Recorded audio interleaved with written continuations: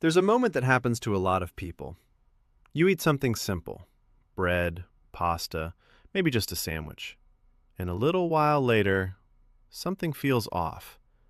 Your stomach feels heavy, your energy dips, your mind slows down, just slightly. Not enough to panic, but enough to notice. And after it happens a few times, you start connecting the dots. It must be the wheat. And the more you hear it online, the more it reinforces that idea. Cut gluten. Avoid bread. Wheat is the problem. And honestly, that conclusion feels logical, because your experience is real. Your body is reacting to something. But here's where things start to break. Because if wheat is the problem, then why wasn't it always the problem? For thousands of years, humans ate wheat. Not occasionally, not in small amounts. It was a staple. Entire civilizations were built on it. Bread wasn't controversial. It wasn't questioned. It wasn't something people feared putting into their bodies. It was normal, expected, safe. So what changed? Because something clearly did. And if you don't understand what changed, you'll spend years removing foods from your life without ever fixing the reason your body reacts. Let's slow this down, because the answer isn't simple, and that's exactly why most people never find it. Start with this. Human biology doesn't randomly collapse. Your body didn't suddenly wake up one day and decide it can't handle a food it evolved alongside. That's not how systems work. When something starts affecting millions of people, you don't just look at the symptom, you look at the system. So instead of asking, "Is wheat bad?" ask something better. Is this the same wheat humans used to eat? Because it isn't.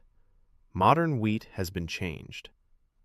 Not in some dramatic overnight transformation, but slowly, over decades, through selective breeding. And the goal was never health. It was efficiency. More yield, faster growth, better resistance, higher output. And again, this doesn't make wheat evil, but it does change something important: its structure. Wheat contains proteins. One of them is gluten. And the way these proteins are structured affects how your body interacts with them. Modern wheat varieties have been optimized for baking performance. Stronger dough, more elasticity, more consistency. But those changes also mean this: your body may not recognize or process it the same way it did with older strains. Not necessarily worse, but different enough to matter. Now pause here, because this alone is where most people stop. They hear modern wheat is different and immediately jump to that's the problem. But that's only one layer. And if you stop here, you miss everything else. Because even if wheat stayed exactly the same, the way we eat it didn't. Go back in time. Bread wasn't made in factories. It wasn't rushed. It wasn't optimized for shelf life. It was fermented, slowly, naturally, sometimes over days. And that process isn't just tradition, it's transformation.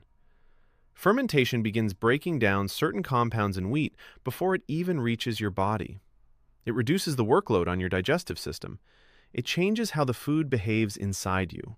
It makes it easier to tolerate. Now, compare that to today. Bread is made as fast as possible. Mixed, processed, baked, shipped. No time, no breakdown, no preparation.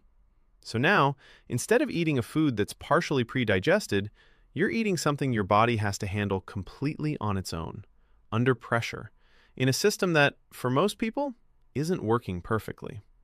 And this is where things start to connect. Because the question isn't just what changed in wheat, it becomes what changed in how we eat it.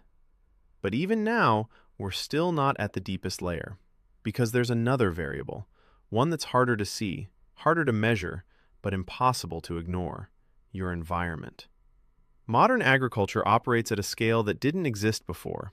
Large fields, high output, efficiency-focused systems. And with that comes more variables. Soil that's reused constantly, farming methods designed for yield, exposure to different substances across the food system. Now, here's the important part. There is no clear scientific consensus that one single factor, like chemicals, is the sole reason people react to wheat. But your exposure today isn't just one thing, it's everything combined. Food, water, air, lifestyle, stress, all layering together over time. And eventually, your body starts responding differently.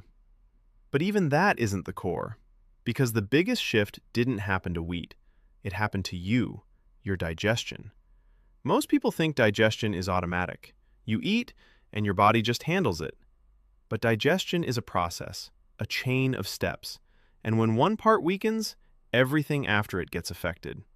It starts in your mouth. Food is supposed to be chewed properly, broken down, mixed with enzymes. But most people rush, eat distracted, barely chew. So food enters your stomach already harder to process. Then comes stomach acid, hydrochloric acid. This is what breaks down protein and helps unlock nutrients. But chronic stress, constant snacking, and modern habits can interfere with this process. So now digestion becomes weaker, slower, less efficient. Then comes your gut, where absorption actually happens. And this is where things get real.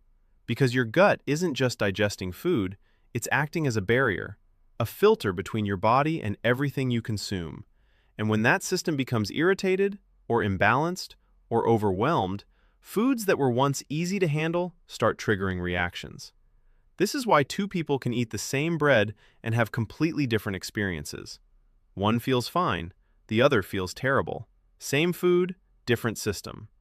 There is a real condition called celiac disease, and for those people, gluten is not an option, at all. But outside of that, things are less clear. Some people report sensitivity, some don't, and research is still evolving. So when people say wheat is bad for everyone, that's not science, that's simplification. And simplification feels good. It gives you a clear answer, a clear enemy, but it also hides the truth. Because the truth is layered, it's uncomfortable, and it puts the focus back on something most people avoid looking at, their own internal condition. So now the question changes. Not, is wheat bad, but why does my body react this way? Because once you ask that, everything shifts. You stop chasing trends, you stop cutting foods blindly, you stop reacting to fear, and you start observing your own biology. Because the goal isn't to fear food, it's to understand it, and more importantly, to understand yourself.